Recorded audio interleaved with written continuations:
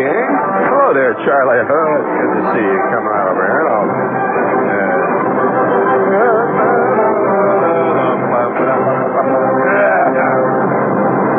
All right, would you please, if you will, get that big 12-incher in there. Get her ready there. I just want to start things off with a thing here tonight. Shepherd's feeling right and ready. 1, 2, 3, 4.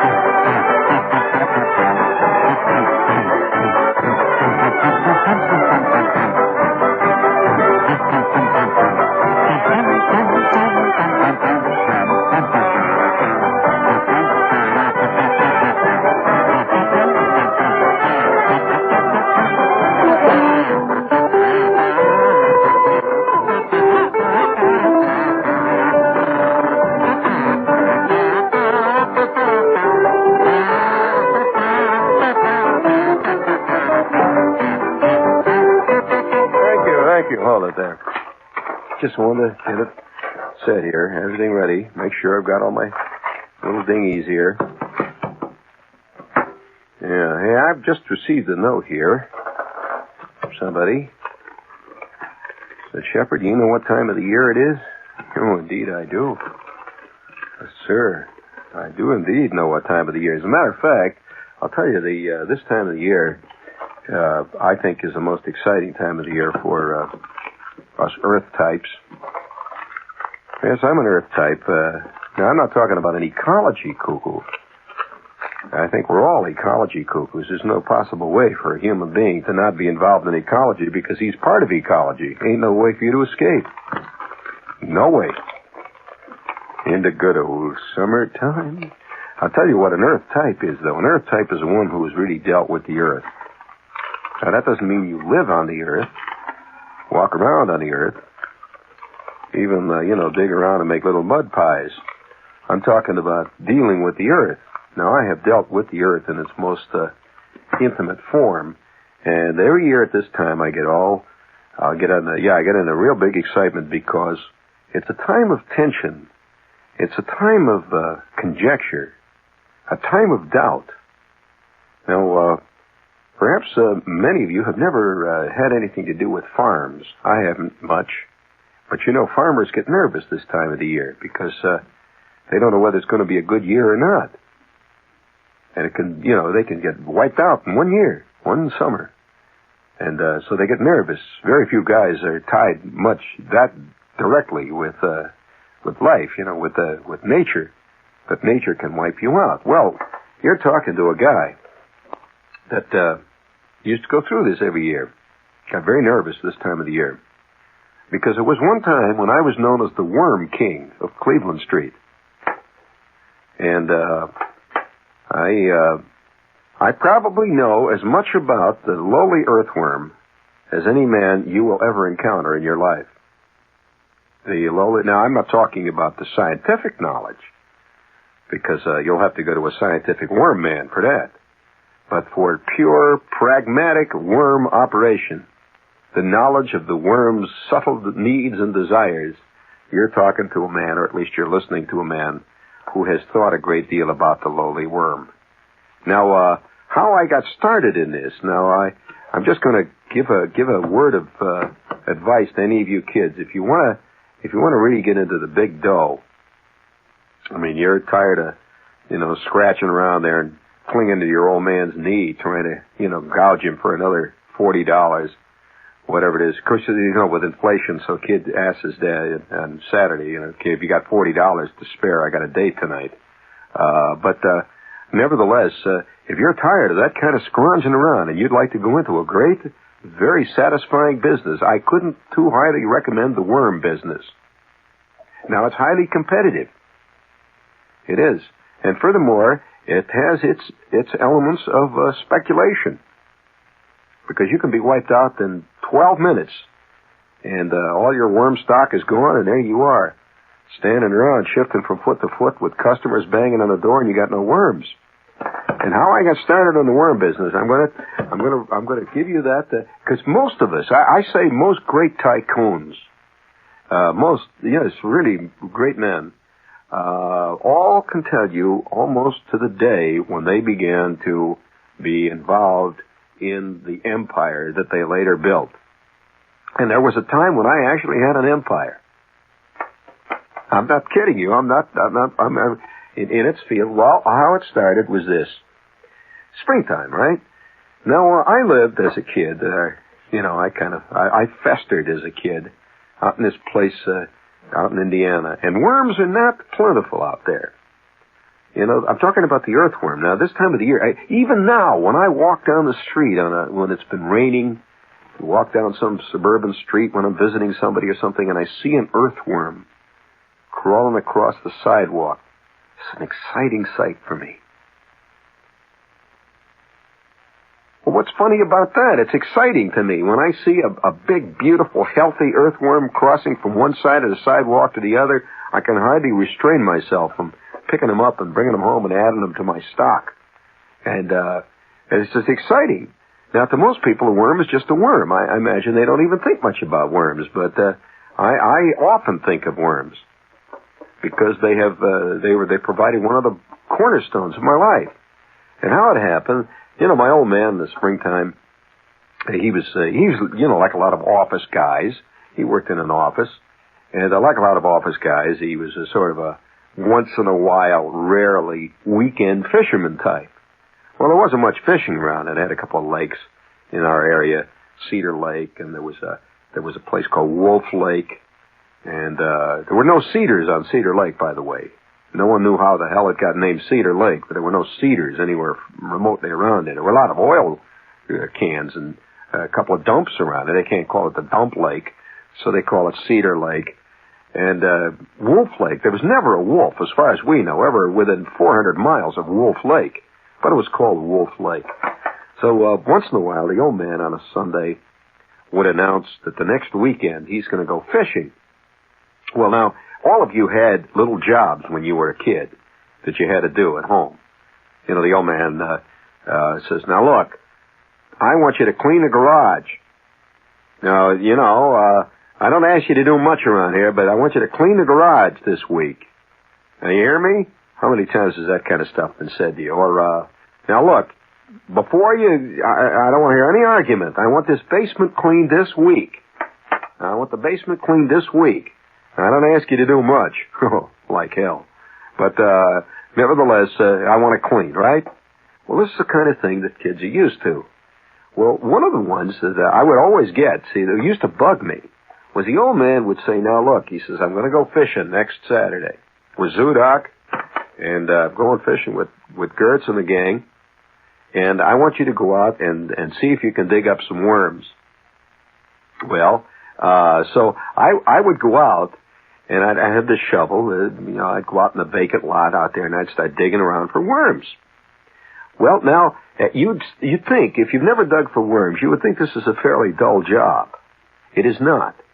It contains all the excitement of hunting. Furthermore, it contains the excitement of suddenly finding yourself back in your basic element. You know, there is a feeling that man has sprung from the earth, like toadstools and mushrooms. Well, the deeper you dig into the earth, the more you're driven to dig deeper. Now, I can't explain this. It is a fact that if you start digging a hole, you want to dig it deeper.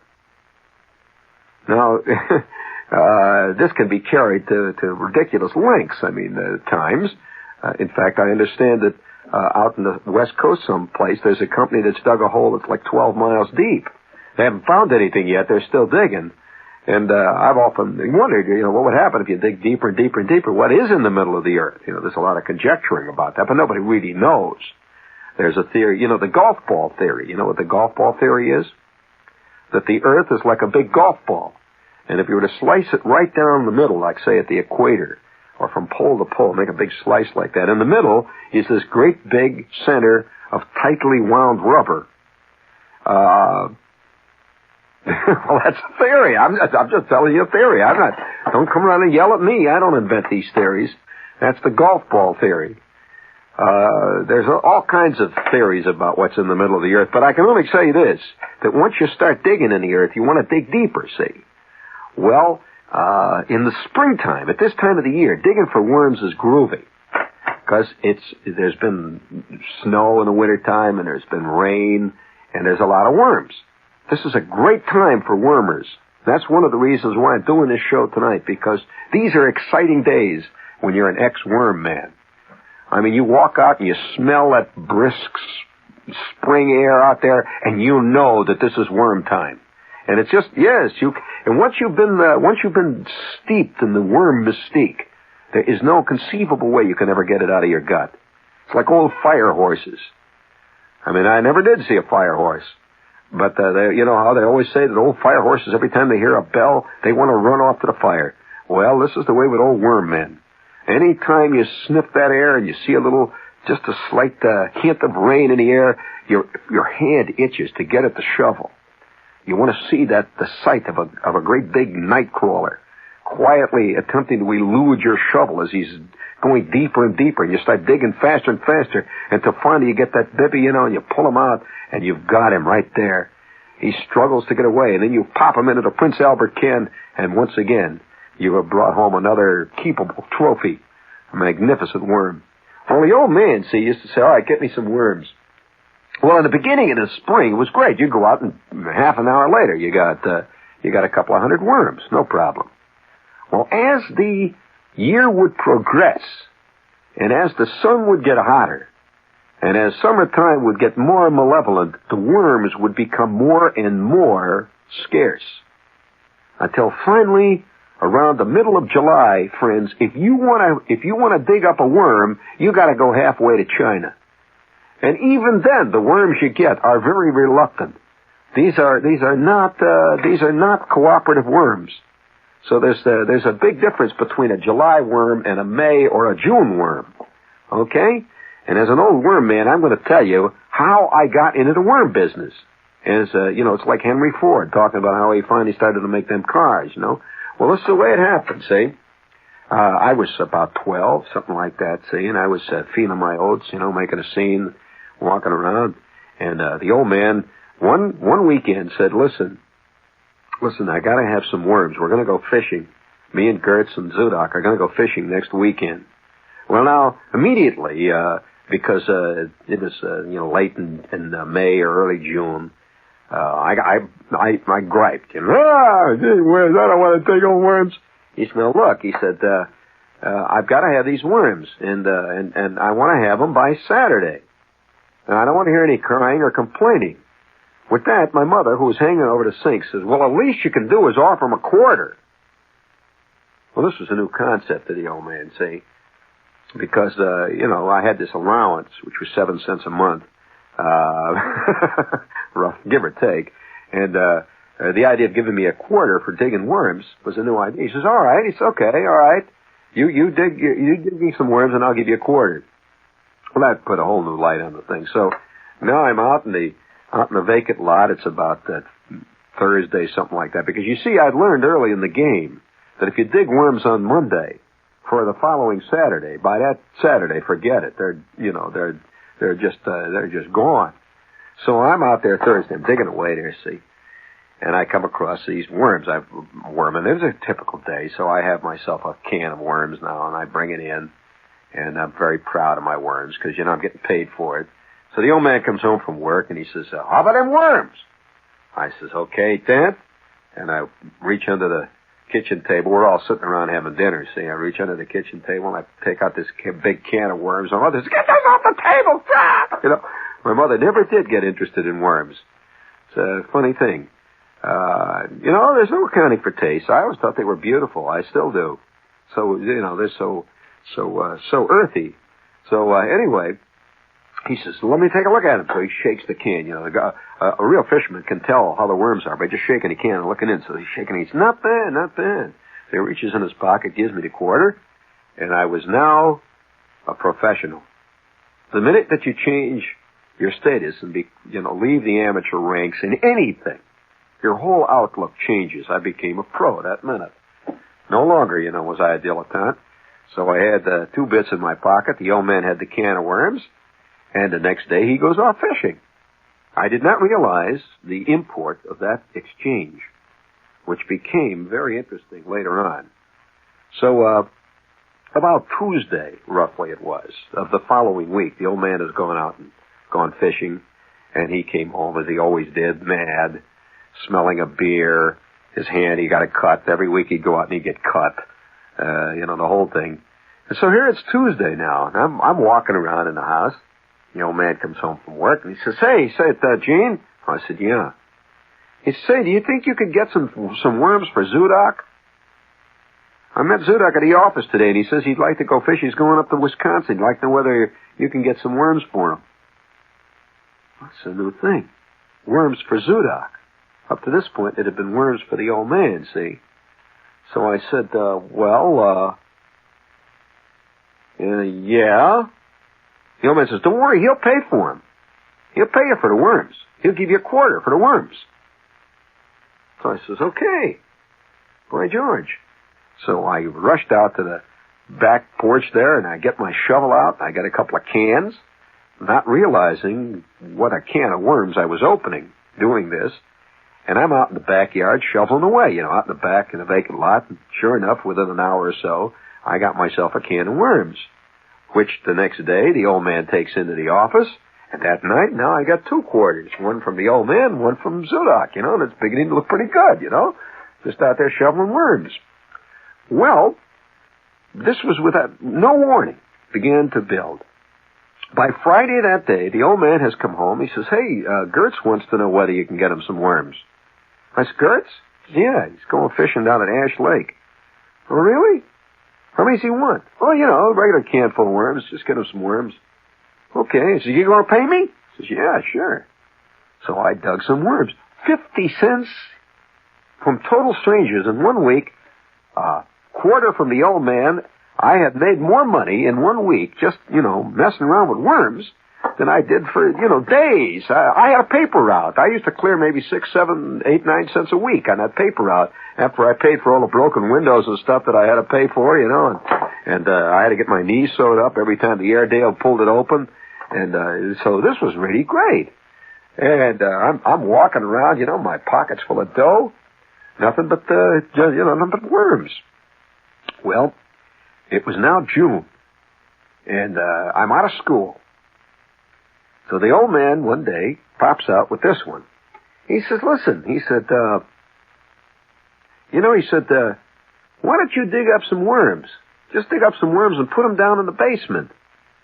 And keep them down there, and then when Zudok or Heine or any of them guys want to go fishing, you can just go down in the basement and get the worms." That was a new idea. See, up to this point, I had been digging worms. Every time there was a demand, I'd run out and dig worms. Now to keep worms, in other words, lay in a stock. So I said, "Yeah, that's a good idea." So I went out to the backyard on this Saturday, and I dug I must have dug 300-400 worms. I really worked all day digging up worms. And I came back to the house, and I have got a box now. I got a big wooden box, and I put dirt in there and all that stuff, and I put the worms in there. And now they're all set. They're down in the basement. See, I'm ready for the influx of tremendous business which is about to come in. So, sure enough, it does. Monday morning, the old man says, "Listen, Zudok wants some worms. He's going on vacation." So I rushed down into the basement. They're all dead. Aha! All right now. Through adversity, one learns one's business. You do not think that the first Ford that Henry Ford worked immediately turned into the Mustang, do you? Not at all. So, I'm bugged. So I run out, I dig out more worms, and it was that week that I began my research into worms. And I consulted with other eminent worm men. I went to the library. I actually went to the library and found out all I could find out about worms. It's funny. Some kids have got that kind of mind, and I became really hung up. And by the end of the week, I knew more about worms, theoretically, than almost anybody ever knows in this whole lifetime. I just discovered, what you have to do to keep worms going. And I will never forget the heady thing that happened. It must have been about the first week of July, that week. Up to this point, remember, I am dealing only with Zudok, with Gertz. I now have a new customer from my old man's office, a guy named Sherby. I was also selling Sherby stuff. Once in a while, I would provide worms for Flick's old man. Schwartz's old man would occasionally, he particularly liked grubs. And I would provide him with grubs. But these are all peoples, just the people around there, see. Well, one afternoon, my mother, I come home from something. I've been playing second base, see, and my mother says, "Say, there's a man here looking for you." I said, "Who? What?" Immediately, that little fear in the gut, no telling what man, a man looking for you. I says, "Who? What?" "Yeah, some guy came around here, and he's looking for worms." I said, "Who was it? Mr. Sherby? Was it Zuda?" She said, "No, I never saw him before." I said, "Just a man came in?" She said, "Yeah, just knocked on the door and asked if you were here." And I said, "No, what did he want?" She said, "He wanted worms."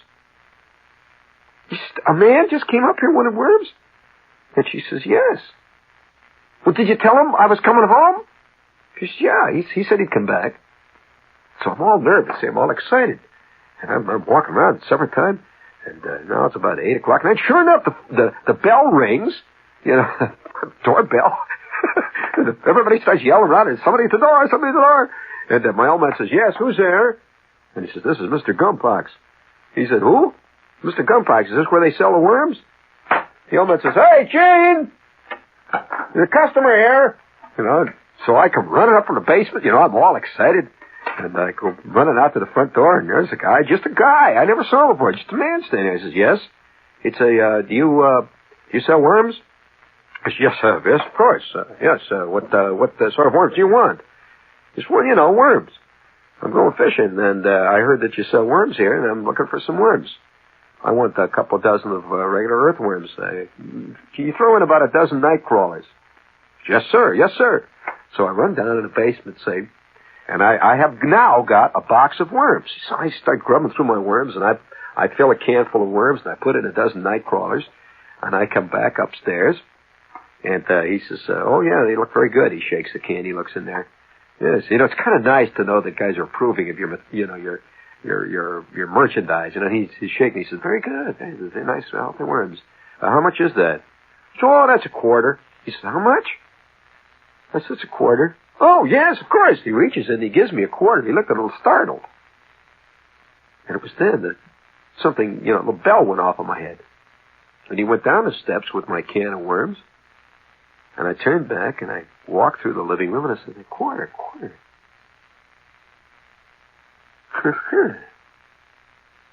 I'll be darned. And so that night, I found out that worms are not sold by the can. They're sold by the dozen. And as a matter of fact, worms go for roughly, anywhere from a quarter to a $half a dozen. Here I've been selling worms for 2 bits for a whole can, 250 worms. I just put a whole can of worms in there and I cover them up and the guy gives me $25. It was then that the cold light of monetary calculation began to settle into my head. I became unbelievably financial. You know how so many kids get totally hung up on counting their pennies, cackling there. See, this is WOR. Speaking of miser, this is WOR. We're in New York. And, well, now, you're not going to, you were going to begin to, say, well, what is this, a little business? No, I'm not telling you. I'm just telling you the way it actually worked. Well, I found out the worms sold for about 2 bits a dozen. And night crawlers went for anywhere from 35 to 50 cents a dozen. Now, a night crawler's a different breed of worm, He looks like a regular earthworm, but he's about 1.5 times as big. This is a big worm, see? So, I'm out there digging up the night crawlers and digging up the worms. And the business is beginning to pick up. Sherby is going fishing a lot more. Gertz is going fishing a lot more. And I remember the day that I raised the prices. The old man comes down in the basement and he says, "Listen, Gertz wants a can of worms." I said, "Well, how many does he want?" He says, "Well, a can of worms." I said, "Well, does he want 1 dozen, 2 dozen, 3 dozen worms?" The old man said, "What do you mean dozen?" I said, "Well, I'm selling them for $25 a dozen now." He says, 25 cents a dozen? That's 12 worms? That's 2 cents That's better than 2 cents a worm. I said, yep. Well, I guess, gee, I don't know. I'll have to find out how many he wants. So he goes upstairs and he calls up Gertz, and he comes down. He says, he wants 3 dozen. I said, well, what does he want? Does he want night crawlers or does he want regular worms? He says, you mean you're charging extra for night crawlers? I said, you bet. I said, for every night crawler you dig up like 50 little ones. Oh, well, I'll have to call him. So he goes back upstairs and he calls Gertz. He comes downstairs and he says he wants 3 dozen night crawlers. I says, well, let's see, that's 35 cents a dozen. That'll be about $1.10 roughly, I'd say, give or take a couple of nickels. No, sir, that's what he wants. So I filled the can with 3 dozen night crawlers, and I realized well over $1 for my work. Well, this began to be something. By the end of that month, I would say there were 15 to 20 people showing up a week. Total strangers looking for worms. There weren't many people apparently selling worms in that area. Word was getting out among fishermen. You know, fishermen, when they find out, the word gets out. Well, I'm selling to maybe 2 or 3 dozen people a week. Just a fantastic business. And now I've given up baseball. I've given up the whole thing. Because, you know, when you start raising worms and start digging worms, believe me, friends, it becomes really a full-time business. You know, a worm doesn't just lay there. I mean, a worm demands constant care. He also demands constant solace. They're very nervous. And if you just leave the worms down there, no, you know what they'll do? If you just leave the worms down there without anybody messing around with them, they'll form a whole ball. They'll form a ball about the size of a tennis ball. And that's the beginning of the end of the worms. So you have to keep going down and telling them it's going to be all right, that, they're going to like going fishing, and tell them, how exciting it is to belong to Mr. Gertz and all that stuff. You have to keep messing with them. So I began to have, I had at that point, I must have had about 10 or 15 different boxes all spread out in a row next to the wall in the basement. I would like to tell you this. I'll give you some tips on keeping worms. Some of the more obvious ones, of course, I don't even have to tell you. Like one, keep worms in a cool place. Don't ever try to raise worms in your apartment. It will not work. But raise worms in a cool place. 2, and now, I'm going to ask you a question. How many of you know what a worm eats? Now, of course, the obvious thing is the worm eats earth. Yes, he does. However, in captivity, the worm demands more than that. That may surprise you. Primarily because he doesn't have the area. You see, when a worm is working, a working worm covers a tremendous area when he's eating, you see. In other words, a worm in the soil. So, obviously, if you're keeping them in this box and you've got hundreds of them in one box, there just isn't enough area for them to cover, you see. So what do you feed a worm? What is a worm like? What does he grow fat and healthy at? Well, you're talking to one of the very few guys, probably in the entire New York area, who knows what worms love. And, man, they go ape and they get beautiful. You start giving them this stuff, and within 2 weeks, you got yourself a 3-4 pound worm on your hands. And he's got a smile on his face, and you've got a happy worm. Sometimes at night you can hear him down there singing and playing and dancing because you're giving him the right stuff. Well, there was another development which began to cause problems. For one thing, it was causing a lot of trouble because the whole basement was filled with boxes now. And it was dark down in the basement. Once in a while, the old man would go down the basement trying to look for a screwdriver. He's falling over the worm boxes and yelling and hollering. Will you get these worms out of here, will you, for crying out loud? And so I built a rack along the side of the wall, just a plain, simple 2x4 rack. I was taking shop at the time, and I built this rack, and I put it up against the wall, and I had all my boxes now up on this rack. And every night I would go down there, and I'd water them, and I'd talk to them and mess around with them, and I'd bring down the new ones that I had dug up, see? And you have to introduce them to the old gang gently. You don't just throw the worms in there and say, here, sink or swim. You gotta do it carefully. Well, then, as the crowd began to grow, and as I began to have more people coming in there, a new idea hit me. And for any of you businessmen, you know what this does to your business. Any of you businessmen who've gone through this routine, know what this can cause. Up to this point, customers had been just coming to me. You got it, right? Guys were recommending other guys, and they would come to there. And the day that I'm walking home from the store when it hit me. It just hit me, because you see, I was getting greedy. I was getting voracious. A man is never satisfied for what he can get. He's got to have more. That's why we're going to the moon. We're not satisfied with having one Earth. Pretty soon we're going to own the solar system. You know, we just got to do it. And I saw it in myself. I'm walking home from school when it hit me. Well, of course. It was so obvious. Why didn't I think of this before? This is insane. So I rushed like mad. You know, I got my bag of groceries and I run home and I put it into the kitchen. I run down the basement and I'm working away there. And I am making a sign. And I take myself a couple of big planks and I saw them off and I hammer them together. Now I've got a big sign which is painted with white, and I've got this red paint, and I write underneath there, worms. You've seen those signs. Worms. And under it I write, night crawlers. Grubs. That was my sign. Worms, night crawlers, grubs. It was written in red paint on a white background. Well, I took it out. My mother, of course, flipped. I mean, you're not going to put that sign out in the front yard. So I had to figure out some place to put it, see? So I figured that the best place to put it would be to put it up on the edge of the garage, which you could see from the front. You know, if you were driving past the house, you could still see it. Our garage was offset. See, we had a driveway going up. And I put it over the garage like that, see? Big sign, worms, night crawlers, grubs. Well, I want to tell you, it was like, it hit the fan. All I got to say is that any of you guys have ever been doubting the value of advertising, don't.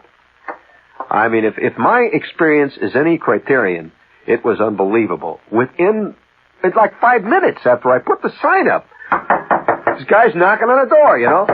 Just little short, fat guys, tall, skinny guys are knocking on the door. Is this where they sell the worms?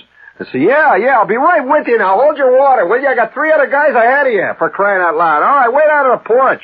I'm getting very, very, very hip. So, guys are waiting in line. Well, then I ran into a disaster. See, business, the bigger your business gets, the more problems you begin to run into, right? Well, I put my sign up, and within 2 days, no worms. The worms are gone, so I'm out there digging like hell, see? And the worst part of it is it's getting later in the summer, and worms are getting rarer. So in the early days in the summertime, like in the spring, I would dig for an hour, and I'd have myself a couple hundred worms. Now, here it is. It's July, and I got to dig like 3 hours to get 5 worms. And I'm desperate, see, because now I've got business. Guys are knocking on the door. Then I had another idea. You're listening to Machiavelli here. I had another idea. I'm desperate. I'm digging all Saturday. All Saturday I dug. And I must have got about 20 worms, see. That's worth about 12 cents, even at my rate, see. So I'm desperate. And I'm digging out there, and Schwartz is walking along, and Schwartz sees me, see, and he says, what are you doing? I said, I'm digging worms. What does it look like? Don't bother me. I'm in a hurry. He's digging worms. You going fishing? I said, no, I'm not going fishing. What do you think that sign is out there? I'm selling worms. So, yeah. Gee, come on, we're all going to play ball. I said, I can't play ball. Forget it. I'm digging worms. And it hit me. Hey, Schwartz, I'll give you 10 cents for every dozen worms you can dig. Schwartz says, really? I says, yeah. So Schwartz rushes home. He gets a shovel. And now he's out back of his house digging away there, see? Well, about an hour later, Schwartz comes back with a couple of dozen worms, which I pay him for, you know. Well, the word gets out among the kids. And within, I would say, 3 days, I have got about 20 kids who are working steadily digging worms and bringing the worms home and selling them to me. And so I'm sitting down, and now I give up digging, see. Now I'm just a buyer, which puts you in a totally different category, see. So I would sit down in the basement. Now, this sounds like fiction. I'm just telling you the actual fact. I had a card table, and I would sit down in the basement, and as each kid would show up with his worms, I'd count the worms out, see, and I got the bank. So I would count the worms out. I'd say, oh, man, forget this one. I said, look at this one. It's a dead one. What are you trying to pull on me here, Schwartz? He said, well, it wasn't dead when I dug them up, for crying out loud. I said, I'm sorry, we can't take no dead worms. Now, come on. Only pay. And look at that little skinny one. What? I don't want no baby worms. Bring worms back here. I'll only give you half price for the baby ones. So Schwartz is getting his money, and I had all the kids. Bruner, I had Roper, I had Jack Morton, all kinds of kids. You know, they're hitting the jackpot, see? So I'm putting out the dough, and I put the worms away every night into the little place in my boxes, and I'm growing these worms. Well, it is now getting to be August, and the kids are becoming very scarce because the kids are running into the same problem I'm running into. And that problem is this, that as the summer grows longer and hotter, worms get scarce. And even a kid who's getting 10 cents a dozen worms has got enough brains to realize that after you've dug for 2 days and you got 3 worms, this ain't a paying proposition. And then I had my fourth and most cosmic idea. You ready for it? I'm sitting down in the basement. I'm desperate. The worms are getting low. And you know how much money I'm making at this point? I'm knocking down about roughly $25 to $40 a week. And if you don't think that's a lot of money for a kid who's about 14 or 15, man, you just don't remember what it's like being a kid. And so here I'm making this dough, and I want to keep it coming in, you know. And the business is growing, you see, because out there, guys tend to take their vacations in August. They tend to take their vacations in like late July and early August, not early vacations. So I'm getting fantastic orders. Guys are coming up there and they're saying they're buying them for 15, 20 francs. I mean, can you imagine a guy walking in and says, give me 30 dozen worms. 30, and you ain't got them, you know. You really get nervous. And I had my fourth and most colossal idea. I realized there was a fatal flaw in my business. Do you see what it is? My fatal flaw was that I was depending on the earth for the worms. I was depending on nature. And you know, little did I realize that at that moment I was going through the same evolution that ancient man went through. You know, one of the big differences between the truly savage tribes and the tribes that are beginning to be civilized is that a savage tribe is nomadic. They will rely totally on what they can find. And so they will kill all the animals in some place and eat them and eat all the plants that are growing, and then they move on to the next place. Well, what's the difference between that and a civilized tribe? Well, a civilized tribe grows the animals. So instead of relying on just going out and shooting rabbits, they say, hey, you know, why don't we grow some rabbits? You know? Why don't we grow some of those gourds that we've been looking for? Why don't we get some seeds and grow some? That's the beginning of what they call the agrarian culture, friends. So I'm sitting down. Nobody's giving me any advice. See, I have to go through this whole evolution myself. So I'm sitting down there trying to figure out. Something hit me. Why not grow worms? Why not grow worms? Huh? Grow them instead of gather them. And it was at that moment that I changed from just a kid that sold worms to the Worm King of Cleveland Avenue. I said, okay, I'll find out how you grow worms. And I did. It ain't easy. Those of you who think you just put a bunch of worms in a can and they start growing. No, sir. Growing worms is another kettle of fish, if I may use a bad analogy. It's another can of worms. So I began to grow worms, and my business went to hell. Oh, yes. When you make vast technological changes, you must accept the fact that you are investing in the future. You are not investing in the now. Oh, no. Because obviously, if I'm growing worms, I can't be selling them. So I had to plow my profits back into the worm-growing mechanism, which I began to set up.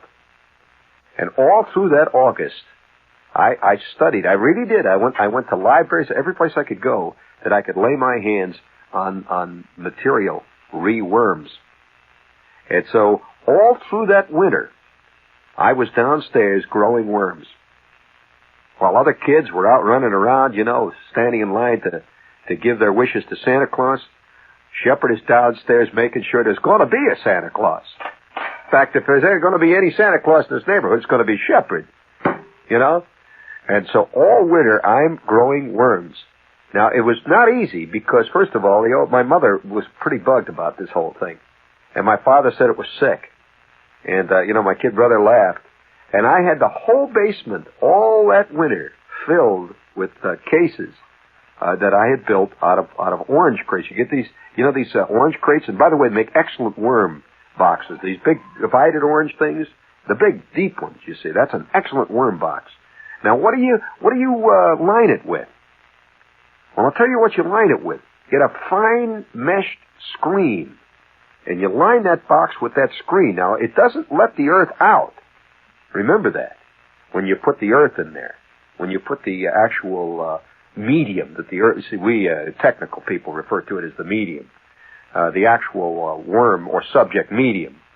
When you put that in there, it will not go through this screen, believe it or not. A few little grains will drip out, but the thing what it does, you see, it allows the medium to breathe.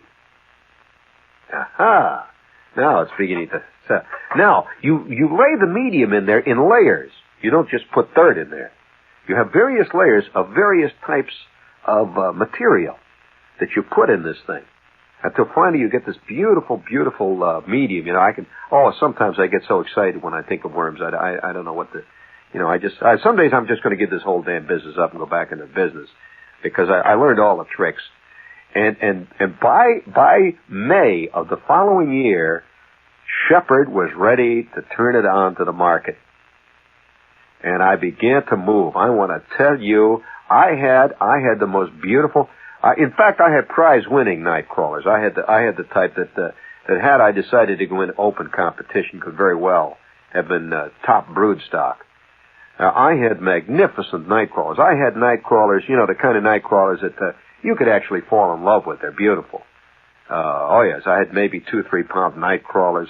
I had magnificent earthworms. And what was even more interesting, I was one of the few guys who managed to grow grubs, which is a difficult thing to grow. So I grew grubs, and I laid in a stock of algramites. You know what is in an algramite? Well, I suggest you look that up. Helgramite. You look it up in your dictionary. Helgramite. I laid in a stock of helgramites, and my old man came across with a great idea. He says, why don't you grow some, why don't you sell minnows? Mud minnows and shiners. So, by George, I'm all excited about this, see, so I didn't quite go that far. I almost did, but I didn't. Luckily, I stayed within bounds. And by the middle of July of the second year, I was knocking down so much money that the old man was getting mad. I mean, have you ever seen your old man get mad? He brings home his paycheck, and, you're downstairs in the basement, you got $10 bills piled up. Well, I had a business going that got to the point where my mother said, she got so mad about it finally, she says, listen, she says, you're going to have to put on that sign of yours out there, because now my sign is, it's really working. I repainted it now. It looks real groovy, see. And she says, you're just going to have to put down there that nobody can come after 8 o'clock. Because guys would show up at 2 in the morning, all of a sudden they get the urge to go fishing. The phone rings. Guys would be pounding on the door, hey, where's some worms? Hey, well, where's the worms? And, of course, she's getting bugged about this. Well, by mid-July, Shepard is making dough. Hand over fist. And the kids are all bugged. Because, among other things, I went out and I bought myself a brand new Elgin bicycle. I mean, after all, I'm a money type kid, and I'm sitting around down there and I got these big fat chocolate cigars that I'm smoking. Yeah, now it's funny when I tell the story because it's an actual truth. And I began to have labor troubles. Like, for example, my kid brother helped me, see. And I used to give my kid brother $2 a week. And his job was to go down and keep the mulch, and his job was to always feed them. His job was to feed them. Now we had special types of. And incidentally, you know what I paid? I used to pay a can. If you would bring me a coffee can full of the feed that I used to pay 15 cents a can for the feed. And the stuff was coming in from all different directions. And I will give you a guess as to what I used. It was the first time anybody found any actual use for this stuff, and the worms loved it. So I'm feeding these worms. You know, my kid brother's feeding them, and I'll never forget the day I comes down, you know, and here it's all dry on the top, see? And my kid brother's not, you know, he's been goofing off for the last couple of days. And I holler, "Hey, Randy, what the heck you doing with worms? Come on, for crying out loud!" And he's very reluctant. He says, yeah. And I was having labor trouble. See, the point is that for this, you know, this $1 a week or $2 a week he was getting, he didn't think that was enough. So after a lot of yelling and arguing, I raised his pay to $3.50 a week, which really made me mad. And I began to get very intolerant. You know, I began to get, I got really intolerant. Yeah, the minute your workers start coming around fetching, you know, you start getting mad. So the business is booming. Guys are calling up. And one day I came home from someplace. My mother says, "There was a man here to see you." And I said, "Man, you know, why don't you tell him to come after 8? I mean, to come out at supper time. I can't mess around." She said, "No, he's not looking for worms. I know what he wanted." I said, "What? A man, what? He didn't want worms?" She said, "No, he just wanted to talk to you." I didn't think anything of it. See, I figured, you know, it was some guy that was a little embarrassed about, you know, talking about worms to my mother. So, you know, some guys are very sensitive about buying worms. They don't come right out and say, "I buy worms." And especially when they're, you know, it's a kind of a sensitive issue. So I didn't think anything of it at the time. Well, I came home that night, supper time, I'm sitting there. And little did I realize, there was a buzzer, the doorbell rang. It was the beginning of the end of my business.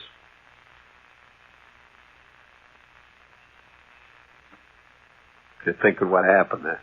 Every time I think of it, it bugs me. I'm making dough hand over fist, you know. And I've got money sticking out of my shoes. I'm even doing stuff like, buying 2 fielder's mitts at a time, you know. I can, "Give me 2 of them, kind of stuff. Well, the buzzer rings. My old man gets up and he goes to the front door and he says, "Wait a minute," he says, "I'll get him." I hear him. And I walk out to the front room. He says, "The guy's out here to see you." He didn't know who it was either. It was just a man to see me, to see the kid that's growing the worms. I walk out to the living room, and the guy's got a briefcase. And he says, "Are you Gene Shepard? You growing the worms? Is this your worm business here?" And I says, "Yes." He says, "Well, I'm from the tax department, and I'd like to talk to you about taxes. I want to know whether or not you..." I said, "What?"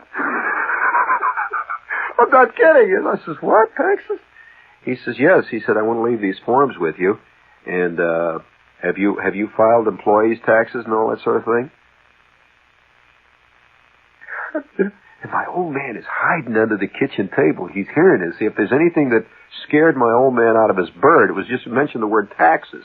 He always was afraid one day they're going to foreclose. I don't know what it was. They were going to foreclose on it. But, boy, the word taxes. And so he says, "I'm going to have to leave these forms with you." He said, and by the way, I'd like to have some estimates that what you figure that you're going to clear this year. And do you have all the receipts and the expenses and so on? I said, "Yeah." And yeah. And he says, "Well, thank you very much." He said, "We'll be calling next week." And he leaves the house. And I walk back out in the kitchen, and the old man is sitting there at the table. He's white. His face is, just white. And he says, "I knew something was going to happen." He said, "Well, you're just going to have to go out of business. I'm not going to mess around with that anymore." He says, I'm not going to get involved with the tax people, and I'm not going to have people coming around here and investigating the taxes and all that stuff. Now, you're just going to have to go out of this business. Forget it.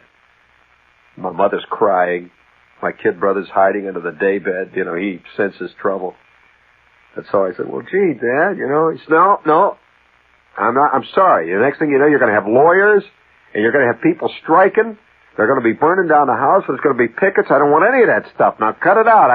That's absolutely. If you want to go into the worm business when you get older, when you grow up, that's up to you.